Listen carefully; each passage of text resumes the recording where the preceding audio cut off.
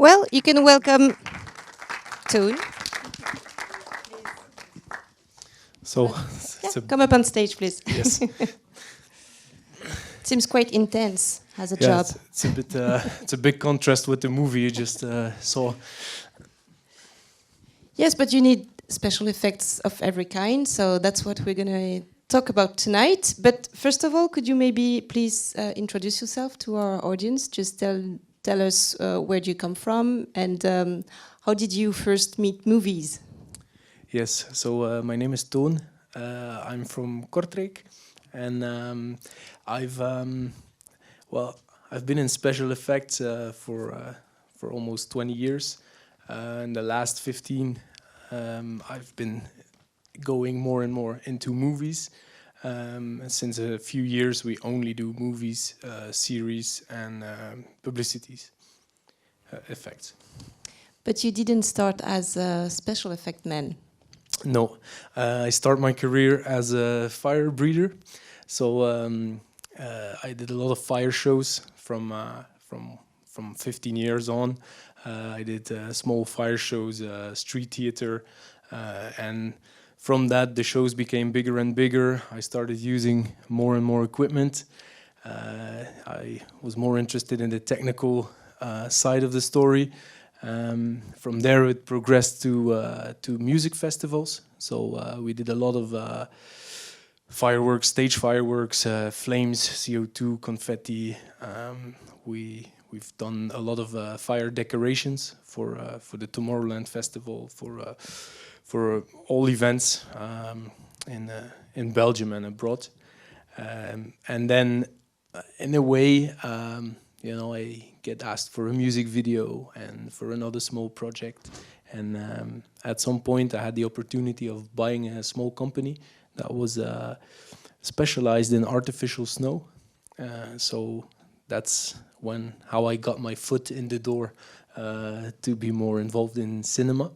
And it's something that really appealed to me. I was really interested in the process of making, and also after, you know, when the movie is done, there is like a result from it, and events.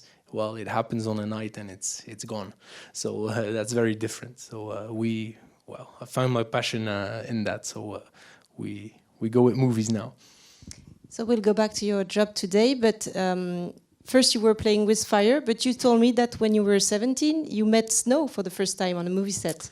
Yes, so there was a very small company that was specialized in artificial snow. They were kind of pioneers, you know. They made the first falling snow machine in the world, and it was based in my hometown, Kortrijk. And when I was, I think 17, I did a job during the vacations, and all of a sudden I could go with these guys and do snow on a movie. And you know, I thought, whoa, they get paid to do this. so and you know, it took a lot of time and a lot of different things to do to at some point have the opportunity of buying this company and making it my own and progress. Because you cannot learn special effects at school, actually. Well, no, we're. You have to be. There's not really a formation for it, so you have to be. You have to. You know, we learned a lot of stuff ourselves from testing, from projects that come. We learn from it. Everybody in our team, you know, we gather a team around. We have a guy who's more engineering. There's somebody else who's more into the weapons. Somebody else who is more into snow. So everybody has to know a bit of everything. You know, we're called the plumbers of the cinema. So we're the MacGyvers. You know, we always have to come up with new stuff. So it's hard to learn. Of course, there's a bit of formation to be done if you want to work with pyrotechnics. That's for sure. All the rest you need to learn by experience, or if you're lucky enough, work with somebody who has a bit of experience and learn from it. And yeah, well, the things explosives, that these are things you can learn, but you can only learn them abroad. And how do you find these trainings about explosives or things like that? Well, I found out about them from talking to colleagues abroad. Well, I knew there was a formation for like fireworks, so I first did a course in Scotland for a few days to do the indoor pyrotechnics, and then later on I did a formation in France to do to become fireworks master, to say. And then later on I did a high explosives course in England as well, with the guys that do all the big explosions for movie sets around the world. So we saw a lot of things in the reel: snow, rain, guns, fire, lots of things. How would you describe your job? What is the range of your job? The range of the job is well, we do all atmospheric effects, so that's a very important aspect of the job. That goes from wetting down streets to make the lights look better in a night scene. It goes from having a little bit of mist in the background, a bit of haze. And then it progresses. We have everything that has to do with motion, like if there's a mechanical effect, a set shifting, moving, the idea that you're on a boat without being in the water.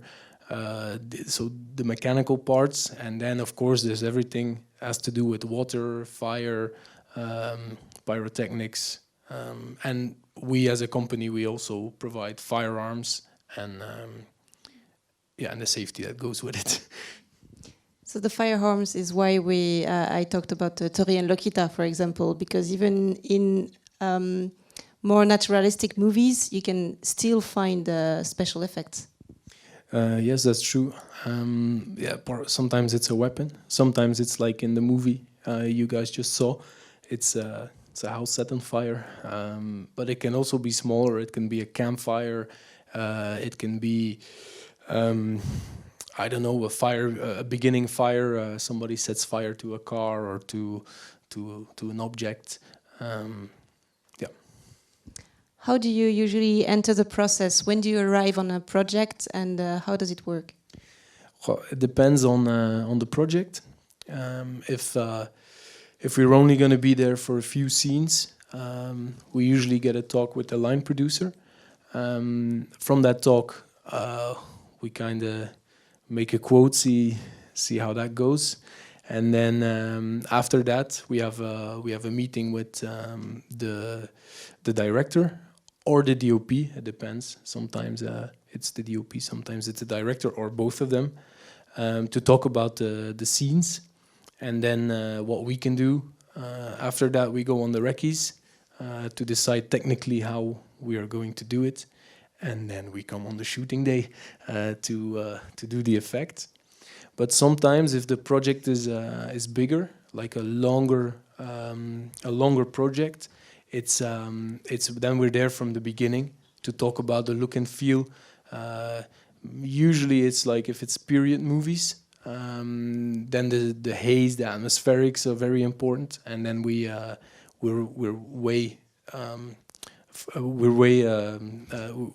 really in the process of making it. It's like meeting the DOP, it's meeting the art director, see what the needs are for the movie. And you told me about Rebel as well, which is like a war movie. So then you have a lot of guns and things like that to deal with. Could you maybe talk about SKUNK? Because you talked about the house on fire. Could you maybe describe your job? When at first did you start, and what did you have to do, and what were the specifics? So we got a call from Julie Bosteels, that was the line producer on the movie. And Koen, so the director Koen Mortier, wanted to have the house on fire, but he wanted it as real as possible. So they went and looked for a location where they were allowed to burn the actual house.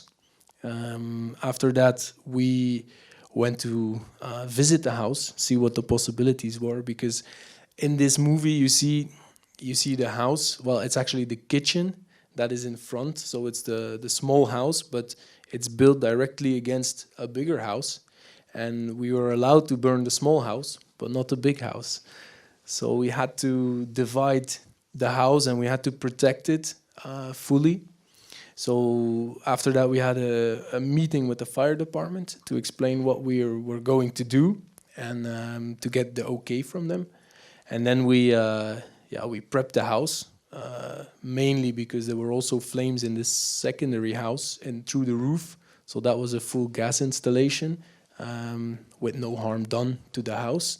And then the front house we burned for real with a lot of with some gasoline and some isolation mats all around. And then it was electrically ignited, so they didn't have to wait too long because they wanted this the scene to be a big fire from the beginning for Liam to walk away from the house.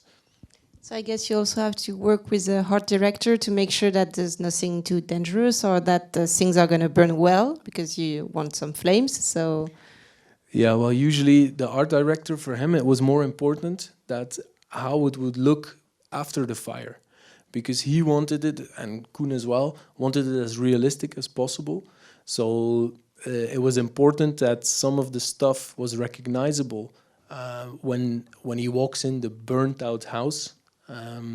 So normally this is recreated afterwards, but here we had the option of burning the actual house. So together with the art director, we had a look in how would the kitchen still be recognizable, and then also we took out some furniture that we burnt on the side and we put it back in. Otherwise there would have been nothing left. Okay, maybe we have some questions in the audience. If you don't, we have one here. We're going to give you a mic. Hi. I was just wondering, I mean, these are real effects with visual effects, but do you use digital tools as well? Like in the dining room, when we saw the flames, when the parents were at the table, the flames looks artificial to me. And yeah, that's very interesting. And also, when I'm thinking of this visual effect, I always think about Mary Poppins, the film of the 1960s. And it was so amazing how Mary Poppins would go up in the air, and it was real, and I don't know how they did it. And also for visual effect, do you still use this blue background to change the background, or is it green? I don't know. And why is it called SFX? I was wondering. SFX is for special effects. That's short for it. And then you have VFX, and that's visual effects, and that's everything that has to do with what is done in post-production. So like what we did in the kitchen was the actual start of the fire is real, but at some point they enhanced the flames and they add digital flames around it, safety-wise. But there were some sources of real fire in the room to have the reflection of the light correctly. But of course, at some point, there's safety distances to be in place. So, but we have, as a company, we have no say in the visual effects. So that's something that comes in the post-production phase of the movie. So we don't really intervene. So we only do the physical special effects on the set. And sometimes we work together with a VFX supervisor, because if we add, let's say, too much smoke and they cannot add their effects afterwards, that could be a big problem. So we do have to work together, but it's done in a separate phase of the movie, so in a phase of production. So all the things like the green keys, for instance, sometimes we have real effects done in front of green screen as an element to then put in digitally into a scene. and sometimes there's just green backgrounds to then in the post-production phase visual effects can add whatever needs to be added. And just to come back to Mary Poppins, that's mechanical effects. Yes, That's what you would do. It making someone fly in the air. Yeah. Well, that would be a combination with special effects and stunts. Like we would provide, let's say, the wind when they're flying, but the actual rigging of people is more in the stunt department because that has to do with the safety of actors. It's kind of an overlap. Like we do it if it's a simple movement. If it's a real flying movement, like a 3D flight, then it's usually a stunt team that comes in to do the special rigging for that. Does that answer your question? And maybe to come back to Mary Poppins, of course, back in the days, they had to be very inventive, and they had to, there was so much stuff they couldn't recreate, so they had to do it on the set. Today it's different because the techniques are there to if you have somebody in front of the green, sometimes they don't even need to be rigged. They just they can make it look as if they're flying. So the techniques have changed a lot, yeah. And they're probably gonna change even more because what's coming is we might be very happy in 20 years if we still have a job. Did you work on other visual effects in the movie except the house? No, in the skunk it was only the house, and I think we had some like small weapons in it, like a knife, and these are just props that were rented from us. But we did the house. That's the only effect that is in there. Thank you. So, because you said it was your real house, so you had one try. How much, like? Well, no try. It was it was a real take. Like a real take, but like, how much did you prepare? Like maybe about the winds, or how do you even light like a fire scene at night, like that kind of stuff? That's a good question that you should ask a gaffer, because of course, they have to get everything right, because there's not much time. It was really the fire, we put on the fire, and I think it took about 30 seconds to light the whole house on fire, and then they had this very short period of time where the flames were good and they were really going through the roof. And then I think they did 2 runs with the actor coming towards the camera, and then it was done, because then it was already the roof was coming down, and we should look at it again, but it's impossible. But there's electricity lines in front of the house, and at some point, we were hesitating.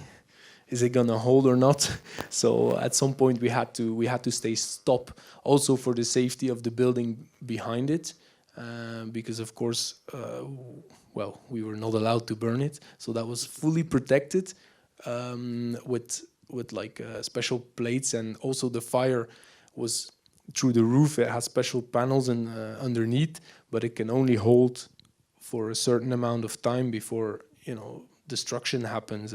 So it was a very short period of time, and then the fire department had to step in to extinguish. That was the deal, and they emptied the whole truck, and then they understood that it was not working, because Koen Mortier, the director, he really likes to have it full on. So, and we thought, we can burn this place down, so let's go full on. So the fire department had to scramble a second vehicle to get the house extinguished. So it's literally a one shot, actually. So Yes, this is a one taker. But yeah, usually with explosions or big scenes like this, unfortunately, it's usually a one taker, because you don't have 2 sets. Or you don't get 2 cars to blow up. you were talking about safety. That's an important part of your job. Well, yeah, of course, it's a very important aspect of the job because you don't want anybody of the crew or be it actors or crew getting hurt. If you damage a building, of course, they're not gonna like it, but that can be solved. Of course, we always try to keep it as safe as possible, but there's also a line between getting close enough to the effect and actually doing something spectacular. So that's a line we're always looking for. You said that in your team everyone has a different specialty. What is your favorite type of special effect to have on set or to work with? Well, my favorite effects are snow effects because I've done so many, and also you can do a lot of different things with it. You know, you can get a lot of different look and feels. And what is really great is that you show up on the set for preparation, and everything's normal. And then 2 hours later, people come back, and it's winter wonderland. So if you can snow in a full street in 2 hours, people come back and they don't believe their eyes. So I really love that effect. Is time a very important factor for you as well? Because you talked about one shot and testing as well, and needing some time to prep the scene. How things have changed? Because you told me that since COVID, it seems to you that you have less and less time, and it's getting harder and harder to do things correctly. Could you talk about that? Do you have time to test things? Well, we always try to test as much upfront as we can. Of course, the situation on the set can be different. While sometimes, they've been shooting half a day and they're already running late, and then they have to do a big fire scene or an effect, and then time gets limited to do so. We have it a lot with shootouts.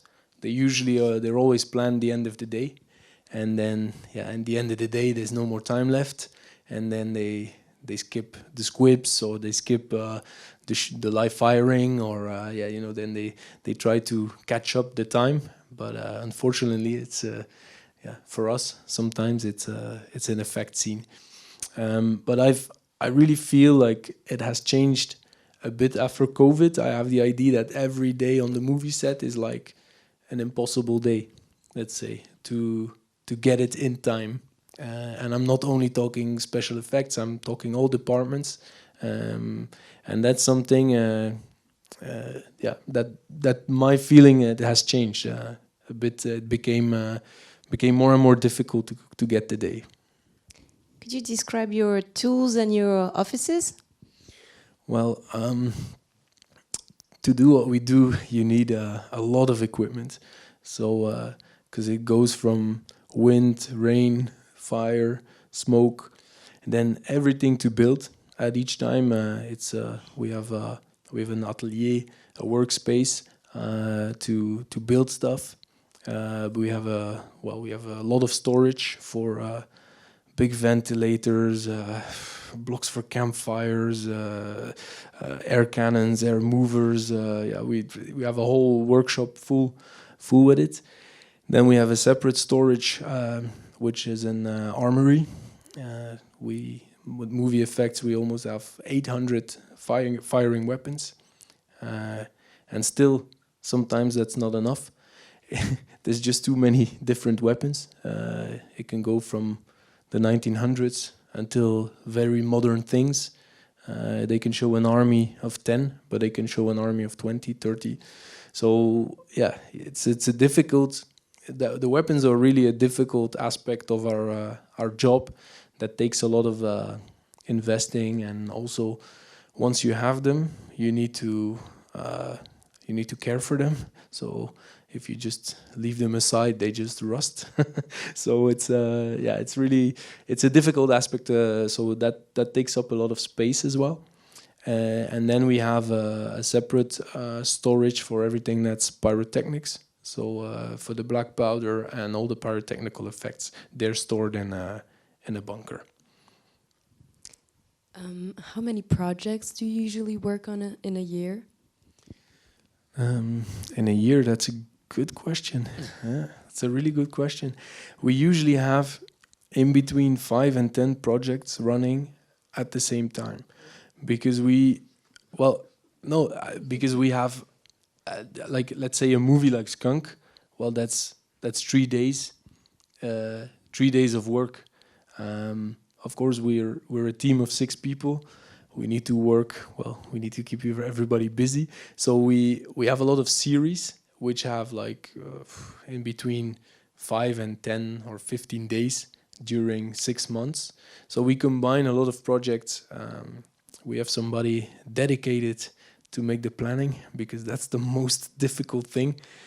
Every production has their planning, but then we have all these different productions which we have to plan. And then if one thing changes, it can become very complex. So in a year, I don't know what that is, but it's a lot. And you work on movies, TV series, and publicity, advertisements as well. So yeah. Quite a lot of different things. Well, I have a last question. What advice would you give to someone who would like to work in special effects or start with it? Well, I would say learn as many techniques as you can. Learn a bit of plumbing, learn a bit of carpentry. Well, you have to be really hands-on to do it, and you have to test, play around with it before you can take it to any movie set. Because if you only get one chance to do it right. Because if it doesn't work out on the day, it's a big problem, and it's something that goes around really fast. But the best thing would be is to join a team. Let's send me an email. Maybe you can assist on one of the jobs, and then see if you like it. That's usually how people end up doing it. It's you accompany one of us, and then you, if you like it, you stay. The problem is we have a team, and then the rest of the people are freelance, because we need them on separate jobs, on different jobs, and it's really hard to provide enough work for all the freelancers. So during the years, we've seen people come who are really great freelancers, but if you don't provide them a lot of work, then they do another project, or they're not free for the project. So we kind of have a big base of freelancers which we contact, and then we see who can join in and who's not available. What kind of profiles are them? Are there people working on movie sets, or like accessorize, or I don't know, a set decorator, or? Yeah, sometimes we've worked with art department people, because they used to being on a movie set. But most of our freelancers are coming from events. More like sound and light technicians, people who are a bit hands-on with electricity, plugging in machines, understanding smoke. But to be honest, we have different kind of people. There's even an ITer who freelances sometimes, but he's very hands-on. So it's all different kind of people. As long as you're willing to participate and to learn from the movie set, because that's usually the most difficult thing, is you have to understand how it goes on a movie set. Well, thank you very much, Toon, for letting us know a little bit about your job today. Skunk was released yesterday, I think. You can still see it at Palace, so do not hesitate to talk about it to your friends. That's very important for the movie career, and thank you very much. Thank you. My pleasure.